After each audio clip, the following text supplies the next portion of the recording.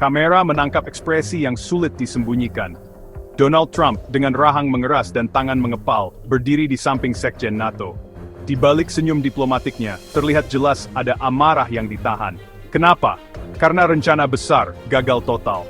Situs nuklir Iran yang ditargetkan rudal Amerika dan Israel ternyata tidak hancur seperti yang direncanakan. Langit malam Iran bergetar, dunia menahan napas. Pada pukul 2:14 dini hari waktu Teheran, sinyal radar Iran mendeteksi sesuatu yang tak biasa. Langit tampak tenang, tetapi sistem pertahanan nasional berbunyi seperti lonceng kematian. Puluhan objek terbang tidak dikenal memasuki wilayah udara dari arah barat daya dan selatan. 3 menit kemudian, boom, ledakan pertama mengguncang barat Natanz. Asap membumbung tinggi ke langit malam. Suara gemuruh terdengar hingga 25 km dari lokasi. Warga di kota kecil Kashan yang berjarak 30 menit dari Natanz melaporkan jendela bergetar hebat.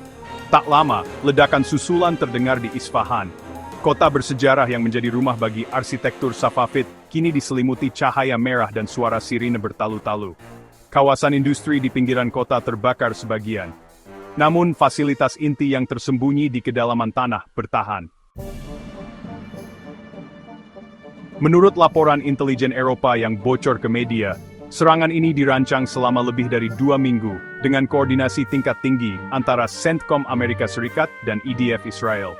Target ditentukan lewat pencitraan satelit resolusi tinggi sinyal komunikasi yang disadap dan rekonstruksi digital lokasi bunker bawah tanah Iran. Serangan berlangsung dalam 3 gelombang. Gelombang pertama, serangan pelumpuhan sistem radar. Rudal pembawa hulu ledak elektromagnetik diarahkan ke unit radar militer di Provinsi Isfahan.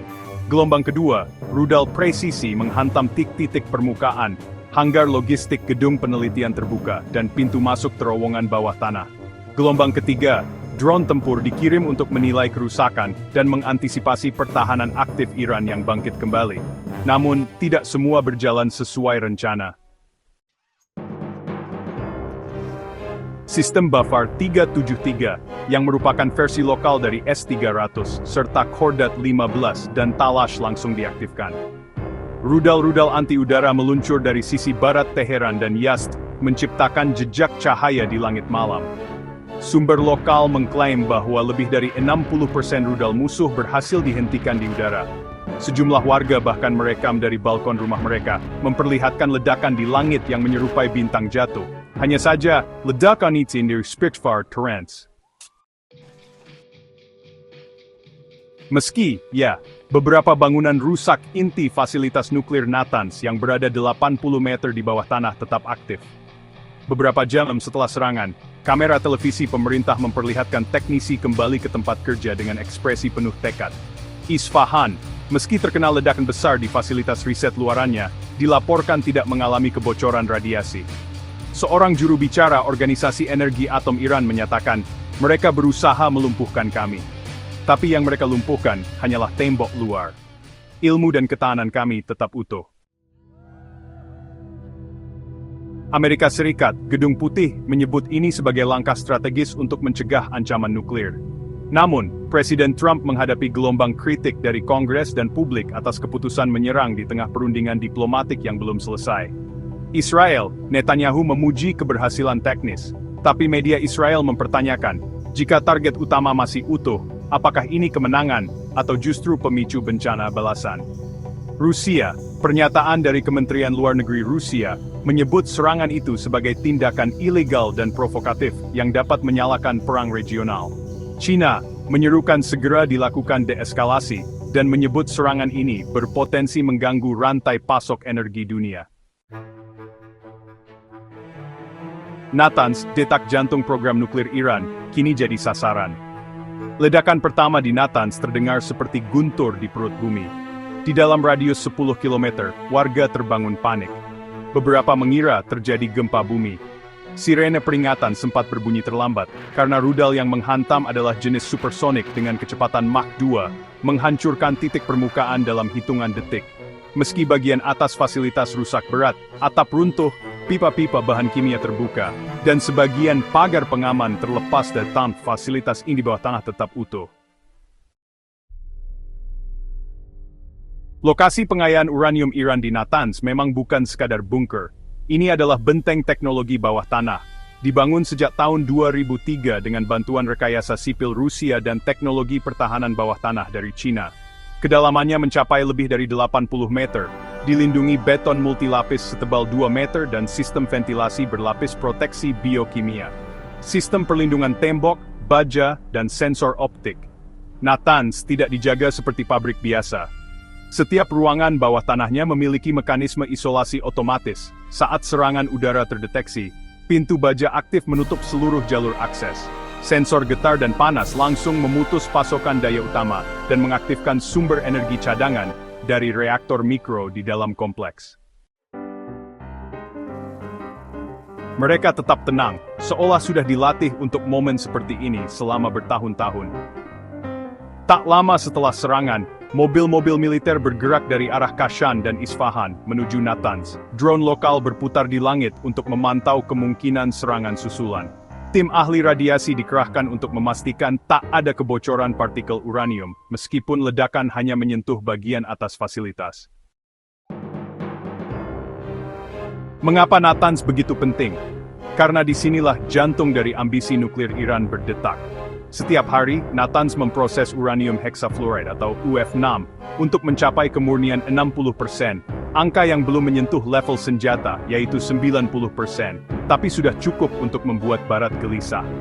Kalau pengayaan terus berjalan, Iran diperkirakan hanya butuh waktu 2-3 bulan untuk mencapai kemampuan produksi senjata nuklir. Itulah sebabnya tempat ini menjadi target utama sejak lama. Para analis militer percaya bahwa serangan ke Natanz bukan hanya upaya untuk merusak fasilitas, tetapi juga psikologis. Tujuannya adalah mengguncang kepercayaan internal Iran, membuat dunia melihat bahwa bahkan benteng bawah tanah pun bisa digempur. Tapi justru sebaliknya yang terjadi. Media Iran menayangkan secara nasional gambar para ilmuwan yang tetap bekerja di dalam fasilitas, membangun narasi ketahanan dan martabat nasional.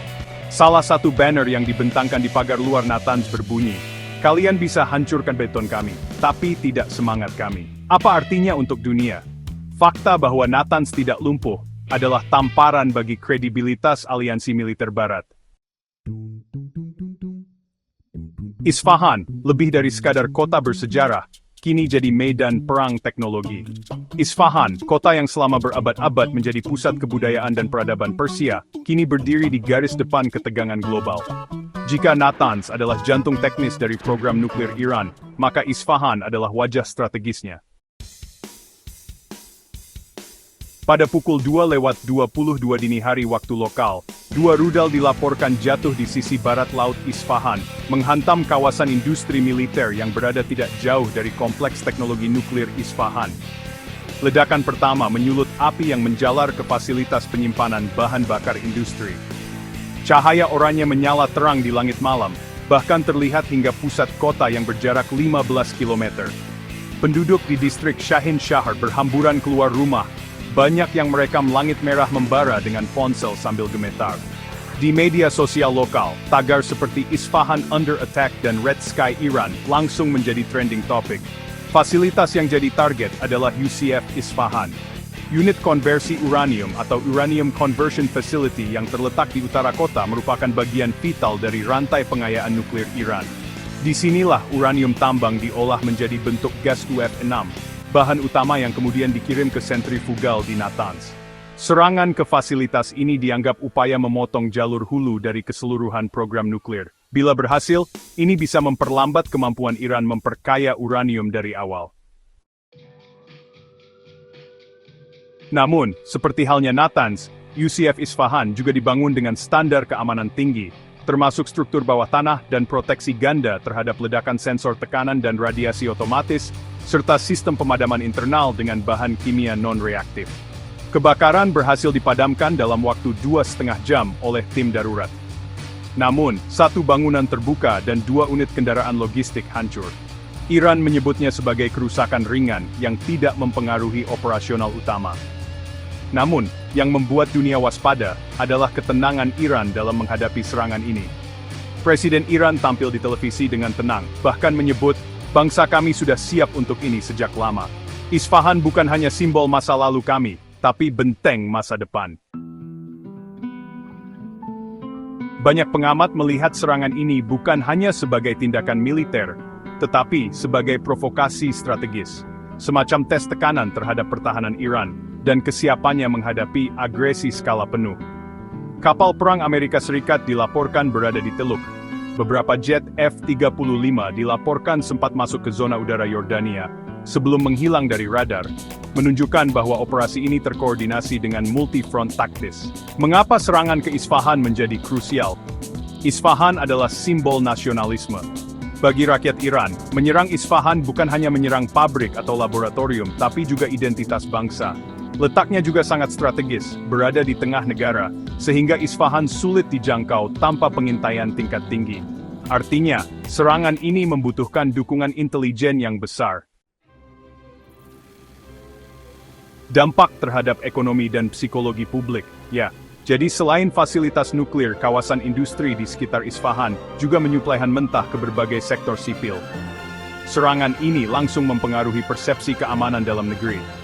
Iran siapkan balasan, Isfahan jadi titik mobilisasi. Pasca serangan, laporan menyebutkan, rudal-rudal balistik jarak menengah seperti Sejil dan Ghadr-F mulai dipindahkan ke silo bawah tanah sekitar Isfahan. Drone Shahed 129 terlihat berputar di atas gurun Dasht Kavir, memantau jalur masuk dari barat. Militer Iran menutup sejumlah akses ke zona militer, dan mengaktifkan status darurat udara di 3 provinsi. Dunia menyimak Isfahan, tapi apa yang terjadi berikutnya? Dampak dari serangan ini lebih dari sekadar puing-puing. Ia menghidupkan kembali trauma perang, semangat nasionalisme, dan narasi perlawanan. Di jalanan Isfahan keesokan harinya, ratusan warga turun ke jalan membawa bendera Iran, sambil meneriakkan yel-yel Mark Bar Amerika. Kematian bagi Amerika. Poster Ayatollah Khamenei, berdampingan dengan mural teknisi nuklir yang gugur di masa lalu. Pesan mereka jelas, kami tidak akan mundur. Serangan ke Isfahan bukan sekadar taktik, itu adalah pernyataan. Tapi bagi Iran, bertahan bukan hanya soal teknologi, tapi juga tentang keberanian untuk melawan dan menolak tunduk. Dan malam itu di antara asap dan api, Isfahan's Foya bertahan, Idegurs para. Koordinasi satelit dan perang siber, fase persiapan serangan paling canggih abad ini. Dalam setiap konflik modern, perang tak lagi hanya terjadi di darat dan udara. Kini, medan tempur paling sunyi dan paling menentukan adalah ruang siber dan orbit satelit. Dan itulah yang terjadi sebelum rudal-rudal benar-benar menghantam Natanz dan Isfahan, sebuah orkestrasi senyap namun mematikan dari langit hingga ke kabel-kabel tersembunyi di bawah tanah. Detik-detik menuju serangan, semua dimulai dari atas langit. Beberapa hari sebelum serangan rudal besar-besaran, satelit mata-mata milik Amerika Serikat dan Israel, seperti KH-11 dan Ovek-16, dilaporkan mengubah pola orbitnya, mulai berputar lebih lambat dan berfokus di atas wilayah tengah Iran. Pola ini tidak biasa. Biasanya, satelit pemantau hanya mengintai selama beberapa menit sebelum berpindah. Tapi kali ini, mereka menatap lebih lama, merekam pergerakan kendaraan militer, pola siaga rudal anti-udara Iran, dan bahkan aktivitas sipil di sekitar kawasan nuklir. Sensor inframerah mendeteksi aktivitas malam hari yang melonjak di Natanz. Banyak kendaraan berat keluar masuk tanpa lampu, diduga sebagai bentuk pengamanan terhadap sentrifugal dan pemindahan bahan radioaktif.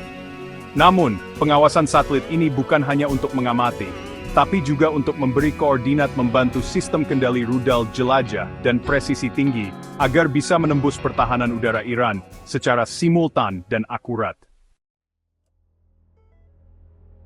Siber, senjata diam yang bekerja sebelum ledakan. Bersamaan dengan aktivitas satelit, fase perang siber dimulai. Sebuah jaringan anonim yang diklaim bagian dari NSA dan Unit 8200, Intelijen Siber Israel, disebut melakukan serangan siber soft kill terhadap infrastruktur komunikasi dan sistem radar Iran. Apa yang mereka targetkan? Sistem radar S-300 dan Buffer 373 bukan untuk mematikannya secara total, tapi untuk membuatnya membeku selama beberapa menit. Cukup agar rudal-rudal bisa menembus celah. Jaringan SCADA industri, khususnya di UCF Isfahan dan laboratorium pendukung di Arak, agar pemantauan tekanan dan suhu terganggu, meningkatkan kemungkinan kerusakan internal saat serangan fisik berlangsung. Stasiun pengamat anti-drone agar sistem pelacak Shahed 149 dan radar langit tak dapat memetakan arah kedatangan rudal. Operasi lapisan ganda peretasan dan penyusupan sinyal. Seorang analis siber dari Eropa menyebutkan bahwa sebelum serangan, terjadi lonjakan sinyal interferensi di spektrum komunikasi militer Iran. Artinya, seseorang sedang menyumbat jalur komunikasi antar basis. Hal ini memperlambat koordinasi antara pusat komando Teheran, pos radar di Semnan, dan pos rudal di Dezful serta Bushehr. Dengan kata lain, rudal Iran tak sempat menerima perintah balasan yang jelas sebelum serangan tiba.